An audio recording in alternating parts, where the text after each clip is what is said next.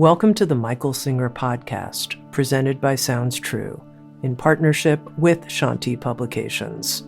For more information about Michael Singer's work, access to all prior episodes, and information about upcoming releases, we invite you to join us at michaelsingerpodcast.com.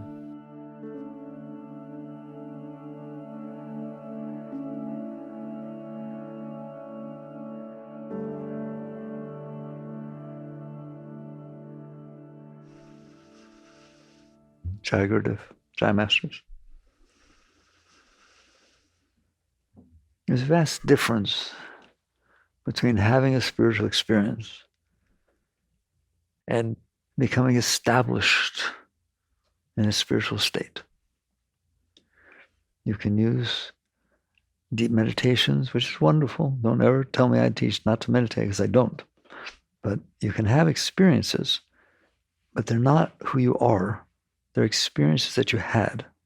They're inspiring. They can do a lot of good on your path. But there's a vast difference between becoming established in a state and visiting a state. Like if you live in New York, you live there. If you visit, you visit. They're very different things. So how does one understand those differences and work with those differences? And they're not mutually exclusive. You can have experiences along the way. They can be inspiring.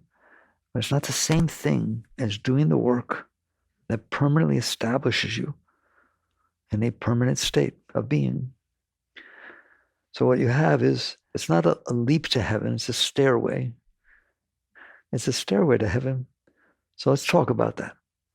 Your starting position is you're lost. What does that mean?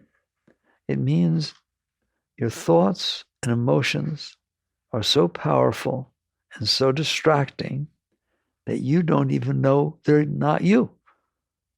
You are enmeshed in these mess of thoughts and emotions. They're consistent. You have a personality. You have a way of, you do things, you like things, you say things, and that's who you are. Well, those are just thoughts. Those are just emotions. The things you are experiencing, they're not who you are. But you don't know that when you're lost. When you're lost, you're busy being that. And pretty much everybody's lost. Okay? That's why I don't judge. Have compassion. Everything. Nowadays, you see there's all kinds of things you have trouble with. No. People are lost in their minds. They're lost in their emotions. So they behave accordingly. Fine. You better accept that. Because that's how it is. It's been said this is not a very high plane. There are much higher planes. Okay? People are lost in their minds. We've discussed before why when you're lost in that mind, the mind you're lost in is not the intellectual mind, though you can get lost in that. Scientists get lost in the intellectual mind. But it's the personal mind. It's a mind that got made based on your past experiences. And it ends up being filled with likes and dislikes and preferences and beliefs and so on and so forth. A belief is a mental thought. They're very nice things. I'm not talking against them. But call it what it is. A belief is a mental thought. Faith is a mental state of mind. So your hopes, your dreams, your beliefs, your faiths, your likes, your dislikes, your preferences, they're all mental and emotional. The mind and heart work together. If your mind says, I don't like something, your heart closes. If your heart opens to something, your mind talks nicely. They're in cahoots. It's a conspiracy. Have you noticed? So that's what goes on in there. Is you have thoughts and you have emotions. And they're very powerful, like I said. Why are they so powerful? I'm going to do it very quickly so we can go all the way up. Why are they so powerful? Because they are based on the things that you kept inside of you. You had experiences, they made your heart feel good. An experience that made your heart feel bad. An experience that made your mind think nicely. An experience that made your mind be scared and not think nicely. And so because they were strong, either strong positive or strong negative, you weren't able to let them go. You end up holding on to them. If they're positive, I want it to happen again. I keep thinking about it. It was so nice. 2 years ago when you hugged me, I felt so much love, and now I don't know that you still love me. See, you liked it 2 years ago, didn't you? And so you have that pattern stuck in your mind. You didn't keep the white lines on the road. You didn't keep the leaves on the tree. You didn't keep the clouds. Those things just came and went. That happened to you also, but they didn't have the impact because they weren't either very strong positive or strong negative. Most of them are strong negative. Like I said, I got to go quickly. I don't want to rehash what we always talk about. All right. Why are they mostly negative? If you stop and look at it, you have built preferences over the course of your life. You like this kind of animal, you don't like that kind of animal. You like this color, you don't like that color. If things happen that hit those preferences in the wrong way, they're negative. I asked you once, how many things could you list on a piece of paper that would blow your mind? That was so positive, you can't wait for them to happen. My God, you're getting all excited just to write them down. 5, 2, I want to get married, and I want to have children who are very healthy, or I want them to go to Harvard. Okay, there's 3. It's like you got a handful of things that if they happen would turn you on. How many things could you honestly write down that would freak you out? Just don't think about it. I don't want you to get into that here. How many things could happen? Could somebody say? Could somebody do? Could somebody not say? Could somebody not do? Anybody, everything, whether this, that. How many things could happen that you don't like? Way more than how many things could happen that would blow you open. Okay? It's because you set up these mental preferences. And the world doesn't unfold that way. And so you get disappointed, you get scared, you get all kinds of stuff. So basically you wake up and realize the first step that people go through is they're lost. It's part of your evolution process. You're lost.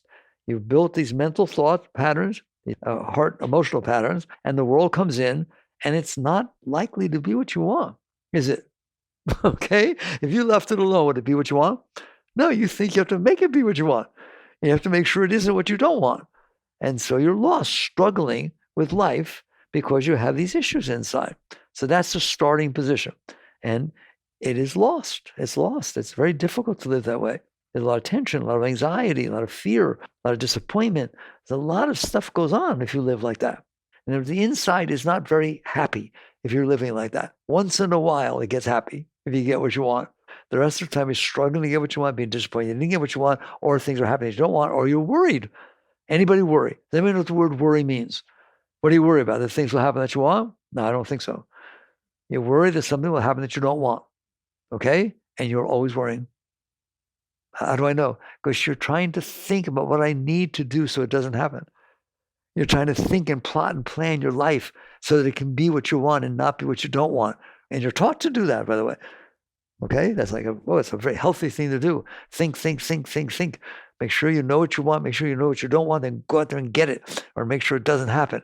Hi, having fun yet? You've been doing it your entire life. How's it working out? Your entire life, you had a list of what you wanted and what you didn't want. And you struggle with the outside to try and make it be that way. Guess what? You're still doing it. To me, if something happens for your entire life and you're still doing it, something's wrong. Maybe it doesn't work. And it doesn't work. It has never worked for anybody. You can't make up in your mind what you want and what you don't want and expect it to happen outside. Psychology says your thoughts, your preferences, hopes, dreams, your whole psyche is the sum of your learned experiences. You've been programmed, your mind, your heart have been programmed by your past experiences. You went to camp when you were young. It was terrible. The counselors were awful. Will you send your kids to camp? How do you talk about camp? Somebody else never went to camp. They don't talk about it that way. You don't realize it's so natural to you. You don't understand how true it is. Your thoughts, patterns, preferences, hopes, dreams, concepts, views, beliefs are the sum of your learned experiences. Where do you think you got them? Think you made them up? You did not make a single one of them up. Watch, I really like him. I got to know him. He's a good friend. I really like him. Right there. Some of the learned experiences. He was always nice to me. I like how he dresses. I like his hair. I like whatever it is. Okay? All of a sudden, somebody walks up to me and says, are you kidding me? He's a mass murderer. Didn't you know? He had a good lawyer. He got off. Next time I see him, what's it like? The sum of your learned experiences. That's what I'm telling you. That's what that is. One more experience, and you're thinking differently, aren't you? You think it's logical. What if I walk to you later? It was April Fool's. He's a wonderful person. Now you like him again. Okay? So what your preferences and your hopes and dreams are the sum of your learned experiences and how you process them. So that's what's going on in there. Is that what's going on outside? Is the outside, the moments unfolding in front of you, the sum of your learned experiences? Is that why it unfolds? Because it knows the sum of your learned experiences. The weather knows it. People know it. Everyone talking to you knows it. The car in front of you knows it. Every single thing out there knows the sum of your learned experiences. Is that true or no? False. So therefore, the sum of your learned experiences is something you're stuck with. because the outside world is not that way. Now we're getting into science, physics, chemistry, meteorology. What do you mean? Just as your inside is the sum of your learned experiences, the moment unfolding in front of you is the sum of its learned experiences. It is raining because of what happened in Spain 2 weeks ago, and the warming of the oceans and this and whatever the heck it is. It is not the sum of your learned experiences. It's called cause and effect. There's science going on, and that's what the outside world is. Well, what about people? Psychology. It's the science of psychology. That person is behaving the way they are, not because of you, because they ate something that didn't feel good. Their mother died 2 days ago. They had this, their wife had a fight, okay? The world outside of you is the sum of its learned experiences, which have nothing to do with the sum of your learned experiences. You grew up in New York, you grew up in California. Oh my God, you didn't know you got married 3 times and had all kinds of problems. You didn't know your sister died when you were young. It doesn't know anything about you. Every moment I'm talking about, as you go through this world, every moment unfolding in front of you is the result of science, is a result of cause and effect. Inside of you, it's the result of only your experiences programming you. So once and for all, wake up. It is not going to be the way you want. Why do you think you have to work so hard to try to make it be the way you want? All right? Because you know it's not going to be the way you want. You dress a certain way, talk a way, act a certain way, wear your hair a certain way, do kinds of things because you're trying to impress somebody outside so that they be the way you want them to be. Why? Because they're not going to naturally be that way. They'll naturally be the way they are. So this whole thing of saying that what life is about is to manipulate. I don't care. Use good looks, use drugs, use guns, use force, use money, I don't care. How are you going about manipulating the world to try and make it be what you want? And the very fact that you're going to give me an answer means you know it won't be that way by itself. It is not naturally the way you want it to be. It's going to be the way the forces that cause it to be that way. That's a very important thing. It's sort of like there's no Santa Claus. I'm sorry to tell you. It is not meant to be the way you want. It is not going to be the way you want. How could it possibly be? What you want is not what he wants. What you want is not what you wanted yesterday. Because somebody told you something. So how in the world can the moment in front of you be what everybody wants it to be? I wonder why there are wars. I wonder why there's so much disharmony. I've just given it to you. You want a lecture? You got one. All right? That's why there's disharmony. Because people are programmed by their experiences and they don't do well when the moment in front of them doesn't match what they want. You don't do well if it doesn't match what you want. You do well when it does. Okay? So now you've got the overlayment. So your first step in this growth process is not very growthful. It is basically saying, I am lost in me. I am lost in my thoughts about what I want, what I like, what I don't like, how people should be. I'm lost in that. It's okay. Not bad. You're supposed to be the highest species on the planet. Well, you've evolved wonderfully outside. Let's start evolving inside because that's your starting position. Just like animals run away. We have beautiful deer out here. They run away. I'm not going to hurt them, but they run away. So it's nature. It's survival. You are running away inside. Your survival is psychological. I want to be liked. I don't want to be rejected. I want to get what I want. So your starting position of evolution is I am lost in me. My consciousness is lost in me, and I am out there trying to make you be the way I want you to be. Okay? And the you means everybody, including the weather. Why does it have to rain on my birthday? My God, it didn't rain for 2 weeks. Why does it rain on my birthday? It doesn't know it's your birthday. It doesn't care it's your birthday, nor should it. Because she's a farmer and she needs the rain, and you don't want it to rain on your birthday. Who wins? War. That's the problem, is that people's psyches are programmed by their past experiences, and nobody's had the same experiences. Therefore, nobody has the same like pattern and not like pattern. And there's only one moment out there, one world out there. And we're trying to manipulate it to be what we want. It's stressful, isn't it? A lot of anxiety. No, you do not have to live like that. You do not have to live like that. There's no stress. There's no anxiety. If you're stressful and anxious, it's because you're doing the thing I just told you about. It's because you're silly enough to make up these things based on your past experience and say, I'm only going to be happy if what I want happens, and I'm going to be miserable if what I don't want happens. And then you're out there trying to manipulate the world to match you. Okay, that's step one. That's stage one. That's basement. Okay, it's not true. There's further down. All right, but basically, there you are. There's the human race. Not understanding that they've been programmed by the experience they had to like and dislike different things, and then only be okay if they get what they want, and be terrible, be depressed if they don't get what they want or if they get what they don't want. All right, so there's your starting position. So what happens? What happens next in your growth is, for some reason, and there are lots of different reasons it can happen, you start to wake up a little bit. Whoa, that's beautiful. What do you mean? You start to realize that you are not your thoughts. That's the major next step. You do have thoughts, and they're very strong, and you do have preferences, they're very strong, and you do have different feelings that emanate from your heart. But you're in there watching those. You actually wake up and realize, I'm not my thoughts, and I'm not my emotions. I'm the experiencer of my thoughts, the experiencer of my emotions. It's just the basic next step of your evolution, is to realize you are not these things you're watching. You're the one who's watching them. And so you now start to work with yourself naturally. It doesn't have to be big teachings or anything like that. Some people wake up. How? One of two things. I've always taught this, and the different degrees of them happen that wake you up. One, you have some experience, some very high experience. You fall in love. You meditate deeply. Something happens that is extraordinary, and you realize that you're much higher than you thought you were. That there's something very beautiful inside of you. You touch something beautiful inside of you, and you start to notice that you can't stay there because your mind is negative, and you have all these fears and so on. And you start to realize, I want to stay there. And so you start to work with yourself. We'll talk about that as we go on, right? Or you suffer so much, it gets so dark, you go so far down that you can't handle it. And you just have to find a way out. You understand that? That can wake you up also. I can't go on like this. I'm not saying it's suicide, but you just realize, what do I do? And you reach out for help to help you get out of this mental state, emotional state that you've gotten into. And you can start to feel better. You start to lift yourself up, and you start to work with yourself. And you can have, when I say lift yourself, you can have help, right? But you start to lift yourself up and realize it can be nicer in there. And if it's not nice in there, guess who did it? It must be you, because you're the only one in there. Is your mother in there? Is your father in there? Your kids in there? No one's in there. Only you're in there. So if it's a mess in there, that's why you wake up.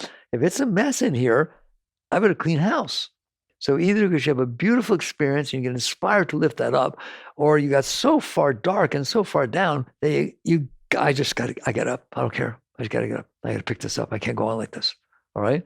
And people wake up under those circumstances. So Mayor Baba once said, life is sandpaper. It gives you what you want, and then it takes it away, it gives you what you want. It keeps going back and forth to try and wake you up, to cause something that you just don't stay doing the same stupid thing your entire life of trying to get what you want, avoid what you don't want. So you start to do what we call work on yourself. That's your next stage of awakening. That's the stage of awakening. People call it witness consciousness, mindfulness. That's a deep state of that, right? What they mean by witness consciousness is you're far enough back to where you're not struggling to get out. You've gotten out enough. And what does it mean to get out? Your consciousness is who you are. You are the being who's aware of your thoughts. You're the being who's aware of your emotions. You're the being who looks out through your eyes, hears through your ears. All of it comes back. You're what we call the end user. The computer can do all kinds of things, but you're sitting in front of it, receiving everything it's doing. You're in there watching your thoughts. There's a difference. Words are so powerful, right? You're not normally watching your thoughts. You're normally lost in your thoughts. Witness consciousness is not even true. Witness consciousness is not watching your thoughts. It's being aware of your thoughts. Watching is a willful act. I'm watching you. The other is I'm aware that you're there. One is just a passive awareness. Consciousness is aware of what's going on. The other is you are still efforting to try and willfully do something. So they're like phases. There's phases of awakening. So you first awake, you got to get out, or you want to have more nice internal experiences. So you start working with yourself. Oh, you can do positive thinking. You can do mantra, all kinds of things you can do. But you found different techniques that help you separate yourself from the part of you that habitually tends to be negative. tends to be fearful, tends to be needy, because you learned to be that way. You had past experiences that hurt you. And so you carry this on inside. So there's that part. But when you start to wake up, then you start to pay attention that I don't want to be like that. That's the key. Intent. I don't want to be like that. So you raised above that. You don't think you're it anymore. You just notice you have one of those things, an ego, a problem, and you start to work your way out.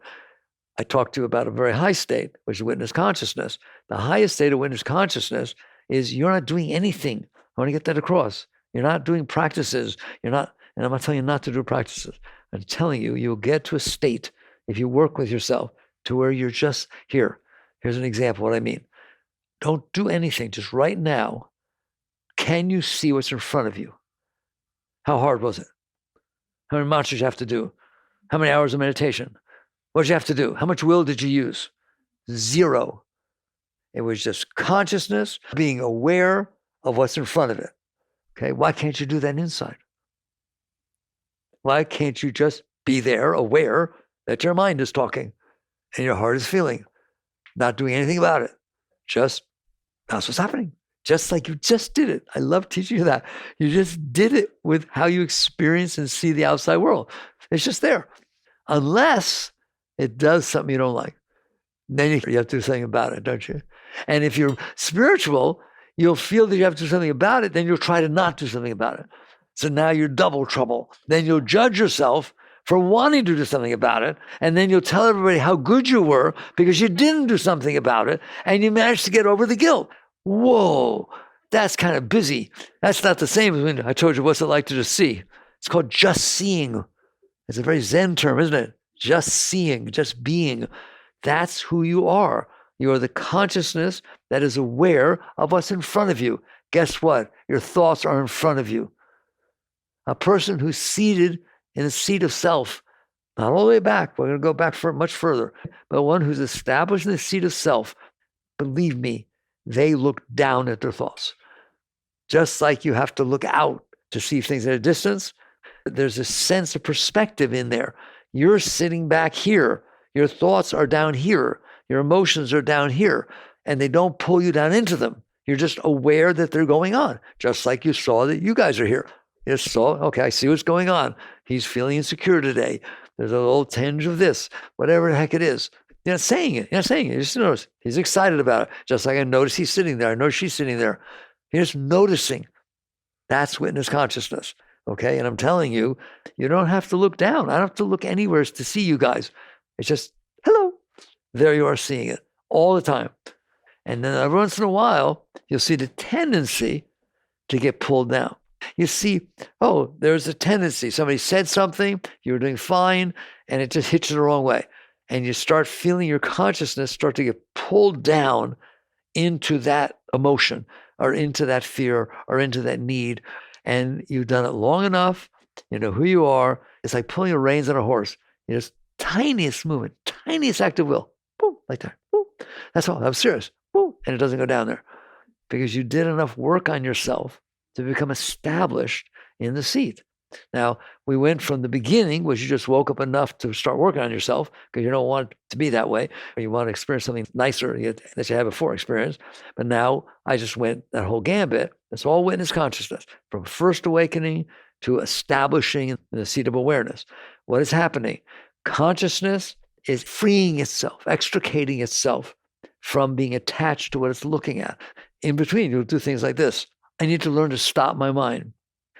You don't want to stop your mind. If the mind is talking, there's a reason. If the mind is negative, there's a reason. If the heart feels jealous, there's a reason. You don't want to sit there and say, I don't want jealousy anymore. I don't want to feel jealous anymore. I don't like it. I don't want to be jealous anymore. Because you're going to suppress. Because the very fact that you say you don't want to feel jealous means you do. So you see that this is coming up, that's there.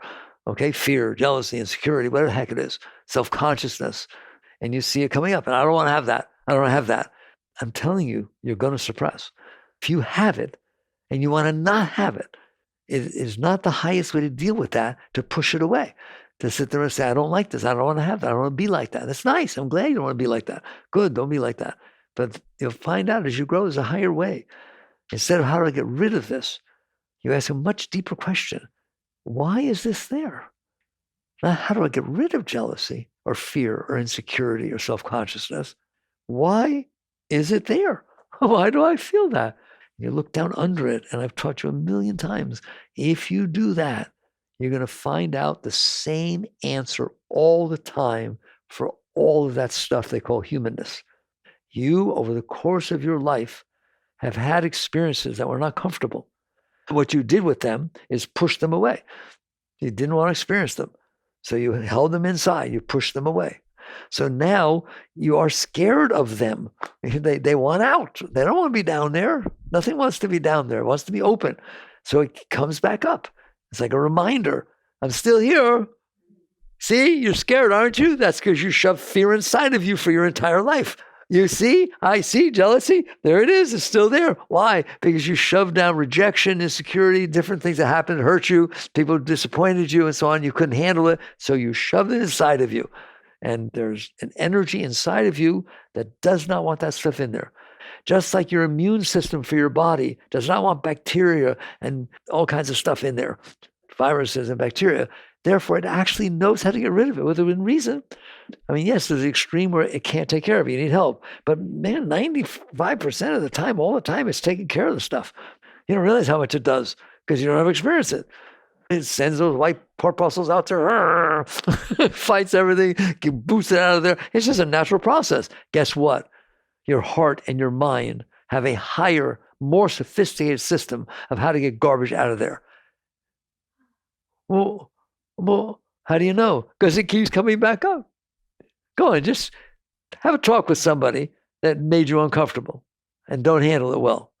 Think about it a lot and suppress it. Guess what? I want to know what happens next time you see that person. Boop. Right? It doesn't want it down there. It's pushing it up. The Shakti underneath, the system of purification is pushing it out of its way. Get out of my way. I want to feel love. I want to feel beauty. I want to feel Shakti. I want to feel spirit.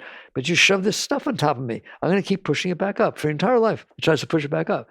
You think that it's bad. You don't like when it pushes it back up. You say something's wrong. You literally sit there and say, how do I not feel jealous? I have to learn how to not feel jealous. You don't sit there and say, what did I shove down there that is making me feel jealous? Am I willing to work through the garbage that I stored inside of myself? And then there's no jealousy. I'm telling you, there's nothing but love. That's what's in there. Love, beauty, inspiration. That's what you feel. You can get so high, so clean that if you love somebody and they do something that you don't approve of, it naturally happens inside of you to say, am I willing to give up this beautiful feeling of love because of what that person did? Even somebody you're in a relationship with. And the answer is no. Why would I give up love because of something you did? Love is beautiful, isn't it? I told you, when you say to somebody, I love you, you're not telling the truth. What you mean is, I feel love in your presence. How do you know? Because if you don't feel love in their presence, you try to find somebody else. You love love. And if you happen to feel love in their presence, it's because the chemistry, the physics, the psychology, the different stuff got stored down there, gets shifted around, hope it lasts, and you feel love. Okay? But it doesn't always last, does it? And so you catch on that when you're high enough, you start understanding, I love love. And I love in your presence. I love being with you. I love the interaction. It's beautiful. Let's keep it that way. Let's work on ourselves so we always feel the love in the presence, okay? But otherwise, if somebody does something and, I'm not going to give you any examples because you'll go upset. Or anything. Doesn't take much, does it, okay? And then all of a sudden you're hurt or you're jealous or you're insecure. This and that happens, right? And then you give up love. You give up love. Eventually, you won't do that. Let's talk a little higher now. Because you cleansed enough of that stuff. You welcome it up. And these are different stages of the witness consciousness state. But you're now aware. You're awake. And you realize it's very nice in there, except for you made it a mess. It's not naturally a mess. It's naturally beautiful. Your natural state is love, inspiration, beauty all the time. But what you've done is you're not evolved enough to be able to handle what goes on in there. And so you suppress all this stuff. You repress all this stuff. You resist all this stuff. And it's all built up in there, a lot of it. So you work on it and eventually get to the point where I'm not trading this off. I am not going to trade off this flow of beautiful energy going on inside of me because of something somebody else did, especially since the only thing they did was the sum of the learned experiences. It's not personal. Nothing's personal, right? It's just the interaction with the sum of somebody else's learned experiences. What are you going to do, right? You have a choice. Let it bother you or say, I'm not going to trade. All right, so now we've reached a nice state of evolving, right? Stairway to heaven. And that's a nice state. But notice the gap. First, you woke up and I don't want to be like this. You start working with it. Then you woke up enough and you got worked with it enough. Now, how do you work with it enough? You know what I teach? Yes, people teach meditation. I don't. Why? I meditate. There are enough people teaching meditation. You don't need me teaching you meditation. There's lots of stuff going on. What I teach is what you can do while you're not meditating. There. Which is way more time than when you're meditating. So don't tell me I tell you not to meditate. That's not true. But to me, what you do the rest of the time is what's really going to make the difference. That's what we talked about. So what do you do the rest of the time? You practice not shoving more down there. Somehow we think I need to get this stuff out. If you can't even handle your daily interactions of the weather, the driver in front of you, what somebody said, what somebody didn't say, just little everyday things. If you can't handle those, you're not going to be able to handle the stuff when it comes back up. That's the stuff you handpicked over the course of your life. I ain't handling this stuff. Either you go through suppression, repression, or denial. There's Freud. That's what you did with the big stuff, isn't it? Yes, you need to go to therapy, whatever you need to do. I'll tell you what to do. But I am telling you this. If you can't handle the driver in front of you because they didn't use their blinker, and you're getting all upset, or because the red light's turned every single light, you have to stop every single time. If you can't handle life, the everyday interactions of life, you are not going to be able to handle that stuff. That's hand-selected stuff that you picked to not like more than anything in the whole world. It's a lot bigger than the light turning red when you're in a rush, or the guy not using his blinker, or driving 15 miles below the speed limit, or raining when you don't want it to. And that's really big. It rained when I didn't want it to. Oh my God, I got so upset. Believe I'm going to have to deliver something in the papers, and it wasn't raining. And the minute I stopped, it started pouring. He told everybody this for the rest of the day, for a week. I couldn't believe it. What's wrong with If you can't handle the everyday circumstances of life, I am telling you, you are not going to be able to handle that stuff when it comes back up. So what your growth becomes, real growth, solid growth, that doesn't go backwards. You keep it. It's yours forever. They say once you learn to ride a bike, you never forget. Once you learn to handle things, you'll be able to handle bigger things, then bigger things, then bigger things. I'm telling you, if you can handle the way the driver in front of you drives, if you can handle that there's traffic, if you can handle the everyday minuscule stupid situations that go on in the book, in Living Untethered, I call it a cost-benefit analysis. What does that mean? Here's my cost-benefit analysis on getting upset about the traffic. 1, I can get upset and screw up my entire life, screw up the entire time that I'm sitting there, screw up my day, or I can not get upset and have fun. There. 100% cost, 0 benefit. So you start making rational decisions. I'm going to learn how to handle the traffic. I'm going to learn how to handle the driver in front of me when they don't use their blinker. You kept stepping on their brakes because they're looking for something. And I'm going to learn to handle the weather. It's hot, it's cold, it's wet, it's humid, my hair's frizzy. I'm going to learn to handle them. When I was eating, I dropped a little ketchup on my pants. Now I don't know what to do. I don't have time to go home, but I have to go back to work. But that's embarrassing. They'll think I'm a slob. No, I can't. Wow. Isn't that really important?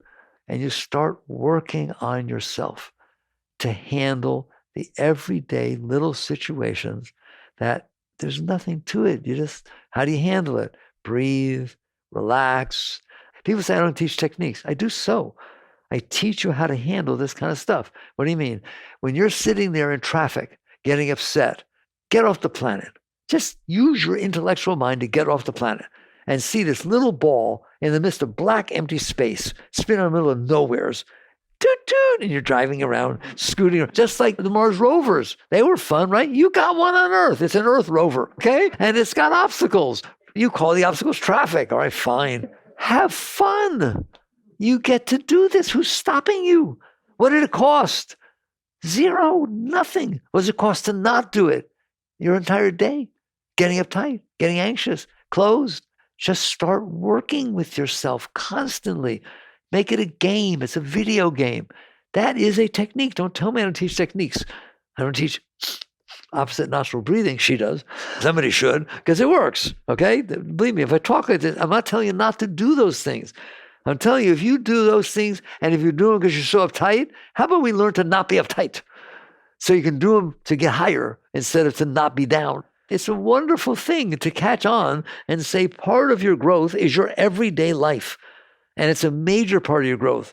And once you learn how to not be bothered by things that you don't need to be bothered by, as Oprah said, her favorite line in the new book was as follows: the moment in front of you is not bothering you. You are bothering yourself about the moment in front of you. The traffic is not bothering you. It's just traffic sitting on a road. But you're bothering yourself about it, aren't you? The rain is not bothering you. By God, you take a shower every morning, you get wet, okay? The rain is not bothering you. You're bothering yourself because it's raining. How do I know that? Because lots of times you like the rain. You're doing this to yourself. And then you're anxious and you have anxiety and you have fears and ulcers and all kinds of things. So you wake up and realize there's work I can do every moment of my life. And then when you do that work, it becomes your permanent state. If you're able to handle the heat, able to handle the rain, able to handle the cold, then you're able to handle it. Just like riding the bike. Once you know how to do it, you don't even think about it twice. There's nothing to it. How about bothering to do that? That is your technique. So you just get to the point where if you're able to handle it, it doesn't bother you anymore because you're able to handle it. And then I'm telling you, you will find out that when something bigger happens, you can handle that too. You just use the same techniques that you used: relax, release, get to outer space. All right? I say, can you imagine if somebody's yelling at you? You didn't do anything, but just they had a bad day and they're yelling at you. And instead of getting all uptight and closing down and yelling back at them, you just leave the planet. You taught yourself to do it. Just leave the planet and spin around in empty, dark space and get yelled at. I dropped out of the planet Earth and somebody yelling at me. It's like a dog barking. Ruff, ruff, ruff. Have fun. Have fun. Doesn't mean now when you come back, try to see if there's something that they were saying you should be listening to. But don't just get uptight and upset about everything, which you do and you know you do. You can work with yourself. Then you can handle bigger things, then bigger things, then bigger things. Then you start to get to the state I talked to you about. Every time you can handle something that used to bother you, you're less bothered. By definition, 1 equals 1. Okay? But if you're not bothered by something that used to bother you, you're less bothered. What does it feel like to be less bothered? It's nice. And then eventually, if you're not bothered and things aren't bothering you, you start to feel good. Why? It's your natural state. You do not have to work to feel good. You have to work to stop feeling bad. You must stop doing the things that make you feel bad. Do you understand your natural state is ecstasy? Do you understand that? Every human being's natural state is ecstasy. Total Satchidananda, eternal conscious bliss. We'll get there on our next stages. That's what's going on inside of you all the time. Well, why don't I feel it? Because you have pushed all this garbage on top of it and you're busy staring at your garbage. If I close the blinds, it got dark. There's no light coming in. What am I going to do? I better get some artificial lights. I better get some LEDs. I better do something. No, open the blinds. No, better than that. Stop closing the blinds. You have to open them if you don't close them. It's the same thing inside of you. Stop closing your heart. Stop closing your mind. Stop upsetting yourself. And you're going to find out if I stop doing all that garbage that I'm habitually lost in, it starts feeling nice in there. So now you will get back up naturally if you do this. As you learn to handle things and stop bothering yourself, it's fun. It sort of gets like a video game. You got to go, what layer can you go to? And then Pac-Man eats you, all right? And so you do better at it. You come up. All right? So you keep working with this kind of stuff and you're going to get better and then you don't go down. I don't want you to work to get up. I'm very different. I don't want to teach you how to get up. I want to teach you how to not go down. If you don't go down, it will take you up by itself. It's now a natural state. Now you don't have to worry. What did I do to get high? Oh, how do I do that again? What's a vacation? How can I afford it? I need to go to a seminar. That's wonderful. Do all those things, right? But that's like saying I'm down. How do I get up? I'm telling you, try to find out why you're down. And stop doing that. And you're going to find out your natural state will lift you up. That's what I talked in the beginning. There's a thing called a spiritual experience, a thing called a spiritual state. When you let go of the garbage that's making it so you don't feel the inspiration and the high, you're going to start feeling inspiration and high. Naturally, you don't go down from there unless you choose to go down. Like I said, somebody says something, somebody does something, you feel it start to pull you back down there. And you will reach a point, I guarantee you, where you will not go down. Ever. No matter what. Period. Why? Why would I go down? Everybody's busy trying to get up. You're up. Why would you give it up? Here, I'll tell you what. I'll give you $1, you give me $1 million. No. I'll tell you what. I'll say something to you that bothers you. Give me your love. Give me your ecstasy. Give me all that beauty that you worked all this time to feel. No, I will not. So you reach that state where you've done that work inside. So now you've reached the point, and I've been talking about it, so I don't have to go too deep, where you're high enough. That's what it means to get high. You let go of what was holding you down, not you forced yourself up the doors of heaven, fight your way through, because you're coming back down. That's why people ask me about drugs. I don't want to talk about it. Why? I'm telling you, you're coming back. Go read Ram Dass. My God, what that man did to try and stay up there with drugs. And not even funny, all right? So basically, he said the same thing. You can't stay there. This is how you stay there, by letting go of why you're not there. But again, I'm not judging anything you do. I don't teach you how to live your life. But I do teach you things that you can do while you're living your life that raise you. People write me from all over the world. They write us every day. Who writes an author to say thank you? I never heard of such a thing, all right? But anyone who practices this stuff, all of them, they sit there and say, my whole life has changed. Well, of course it's changed. You stop bothering yourself. I'll tell you what. Write me a letter. I don't know what to do. I keep hitting myself in the head. I keep hitting, oh my God. I hurt. My head hurts, right? It's like making it right back. Well, when you feel like hitting yourself in the head, don't. I'm doing so much better. Unbelievable. What advice. That's unbelievable. That's all I'm telling you. Stop bothering yourself. If you stop bothering yourself, you won't be bothered. The vast majority of stuff you bother yourself about, there's nothing to do about. There's nothing to do about the driver in front of you, nothing to do about the rain, nothing to do about the heat, nothing to do about somebody not liking you. They're the sum of their learned experiences. I don't understand why they don't like me. Of course you don't. You didn't have their experiences. You just start to wake up and you stop bothering yourself, and then you stop being bothered. And I'm telling you, you will find the Shakti, this energy. You don't know what the word means. I don't care. You will feel this uplifting energy happening inside of you all the time until you bring yourself down, until you're willing to go down. And eventually you won't do that. I don't care how long it takes. Okay? I'm interested in being okay for the rest of your life, but it takes some time. You understand that? Somebody wants to ask me, well, if I follow that path and keep letting go of things, how long will it take before I become enlightened? You know what I answered? None of your business. None of your business. Just do the work. See what happens. You come back and tell me. So basically, you commit yourself to stop bothering yourself. And what will happen when you stop bothering yourself, you will stop being bothered as much, obviously, and this energy will start coming up inside. And then you have to decide what it's worth. Am I willing to give up this energy because of what somebody said, what somebody did? And eventually, you'll say no. Every single thing I was doing was try to get love, was to try to feel high, was to try to feel elated, was to try to feel inspired. That's why I'm doing it. Why would I give up what I want? So you just basically decide, I'm not giving up. Whatever level I get, I'm not giving up. And you start working with letting go of the part of you that would go back down. Don't go back down. Okay? All right, fine. So now we're at the point where you don't go back down. What do you mean? It is not about opening your heart. It's about not closing your heart. You know you close your heart, don't you? Right? If you close your heart, it's like closing the blinds. It gets dark. Why would you do such a thing? So you learn not to close your heart. Then you're going to sing a song, Door of my heart, open wide I keep for thee. You will get to the point where, no, it's not door of my heart, open wide I keep for thee. There's hinges on doors. If you take off those pins and the hinges, the door falls off. And it's not there anymore. There. No door. All gone bye-bye. That's what I want for you. It's not a matter of not closing it. It's not even there. It will never close again for the rest of your existence, not even the rest of your life. Take the door off. Be willing to let it go. You don't need to protect yourself.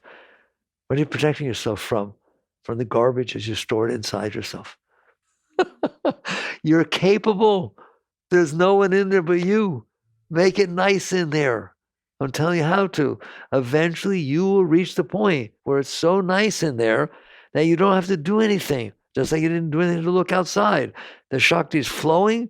You're feeling it all the time. It's uplifting. It's lifting you up. Things happen. You feel a little shake, a little stutter. You let go. I'm not going down. Why would I go down? Why would I go down? Then I have to work to come back up. Why should I go down? Right? You start by accepting whatever happened. I'm not coming down. That's what acceptance, surrender are. It doesn't mean that when you've managed to let go and you're fine, that you don't come down here and deal with it. There are things you need to deal with. Not most. Most things, you listen to me, most things you think you need to deal with are because they bothered you. I have to figure out what to do with you because you yelled at me, because you said something, because you took the corner office and I deserved it. In other words, you're doing this. The moment I say, okay, fine, I honor you. You got the corner office. Congratulations. I really mean it. Then there's nothing to do. Most of the stuff you are dealing with is because you can't handle what happened. You're trying to figure out what to do about it. So when you're willing to let go and stay high, yes, there are things you have to do. Take care of the kids, do this, do that, earn a living. There are things you do. But you don't do them out of trying to fix what's wrong with you. You do it out of expressing the beauty that's inside of you. I said that over and over. Do you understand that? Most people now go to work to earn money. They work 9 to 5, 5 days a week so they can have the weekend off. Well, there's a wasted life. How'd you enjoy the work? I like the paycheck. No, what are you doing? That's crazy. How does a yogi go to work? I can't wait to get there. I can't wait to get there. What are you going to do? What I always do, serve, express, give. That's what I get to do. I'll do whatever they want me to do. I don't care. It's fun. And in fact, a true yogi, a true being who's in the states I'm talking about, they don't understand why they're being paid. Should they pay to go to the beach? They pay to go home and take care of the kids, enjoy being with the kids? Why are they paying you to love what you're doing? Express yourself and participate and work with people. But you get paid also. Wow. It's a whole different life. Once you don't have to go out there and offset the fact that you're not okay, because you are okay. I want you to always be okay. Look at me. I want you to always be okay. I want you to wake up in the morning. I'm back. And I don't care what happens. It's going to be fun. But not everything is. Sometimes there's rough roads. Yeah, I told you. In the Olympics, they have some races. But some of the races, they put obstacles in your way. They're called hurdles. They put obstacles in the way. What do? You learn to jump over them. You learn to get good at it. That's what life is. I hope you're having a good time.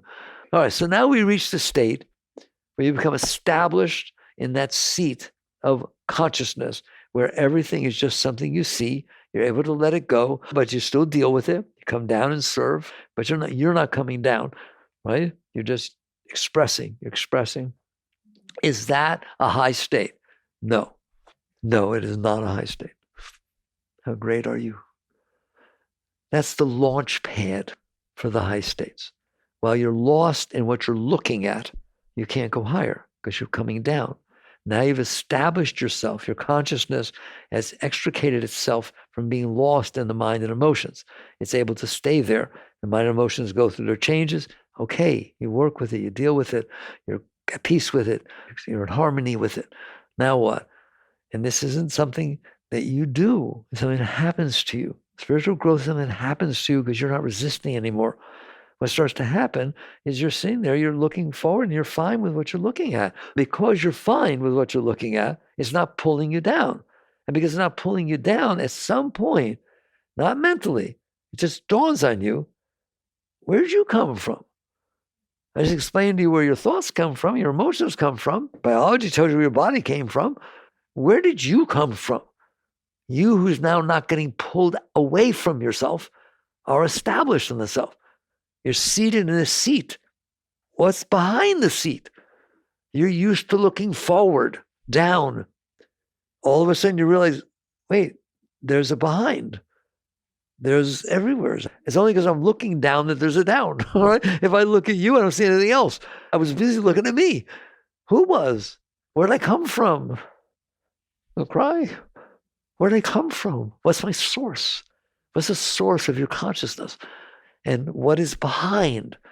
And that's the great higher states, is when you stop looking down at you, at your thoughts and your emotions, it just naturally, you get centered enough to where you start to feel a pull back up, just like you felt a pull down into your stuff. Now, this is the next stage. You literally feel a vacuum cleaner pulling your consciousness back into it.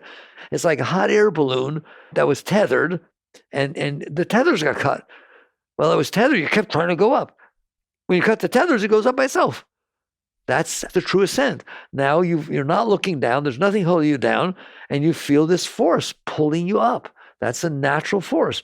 And it's not easy to let go. The great masters talk about that. Yogananda talked about, Yukteswar said it, right? Yukteswar once said that a bird that's been locked in a cage for a prolonged period of time, when you open the door, it doesn't fly out. It lands on the right of the edge of the cage and looks around, right? It's not easy to be free. You understand that? You're not used to being free, not that kind of free, where you don't have a body, you don't have a mind, you're just completely free. And so it starts to pulling you up. And now the letting go is not about letting go because it's pulling you down, it's letting go of the innate fear of not existing, of not being separate, of not being a consciousness that's a point of consciousness looking at your mind and your emotions. But it's just consciousness, it's an ocean of consciousness. And you're letting go, and it pulls you back into it. And the great ones went there. That's what the deep states of yoga are about. Yoga means union, merger. Mayor Baba said, when I reached that state for the first time, it was like my consciousness had been a drop of water staring at me. When it let go completely, that drop fell into the ocean of consciousness. And that's the merger. That's the oneness. That's Christ said, my Father and I are one. That's when Buddha went to nirvana.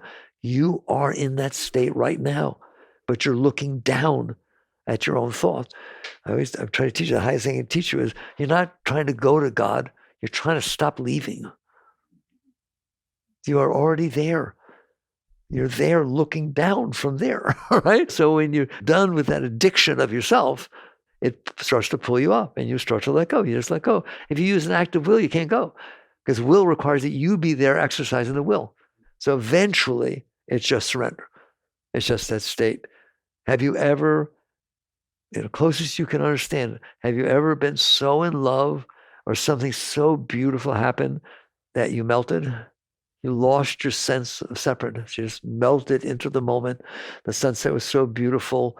It's just the touch of the depth of your being, and you weren't there for a while, right? And unfortunately, you came back, and you didn't like coming back. And then you tried to go again, which you can't try because it happened by itself. Imagine that. Somebody you love them so much, you're there in their arms and just melt. You just cease to be. You just melt into it. And they say, I want to do this again. You can't. Because now you're there trying to make it happen again. Have you noticed? So this thing of being able to let go of yourself, at that point, they let go of themselves. And they merged. And they came back and said, that's who you are. You're God. So that's the stairway to heaven. You see it. I went stage by stage. You have the right to use your life for something very great. Yes, you can get married. Yes, you can have children. Yes, you can have a job. Yes, you can have money. Yes, you can travel. That's not the meaning of your life. Planet's been here for 4.5 billion years. You're here how long? 70, 80 years? That's what your life's about? Having a few experiences that are nice? There's nothing wrong with the experiences. It's not renunciation, but it's not the meaning of your life. The meaning of your life is if it's true that you're in this God-realized state, but you're busy looking down because you can't handle your garbage. Maybe we need to work with that. So Master said, Yogananda said, the meaning of life is self-realization. Now you understand? Self-realization. Realizing who the self is, who you are in there. All right. Hope you work on yourselves. Jagradiv.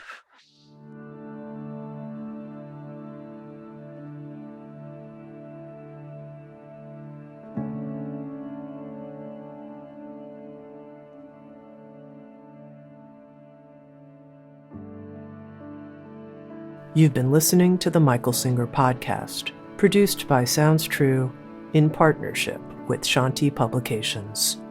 For more information on Michael's body of work and all back episodes, please join us at michaelsingerpodcast.com. Thanks so much for listening. Sounds True, waking up the world.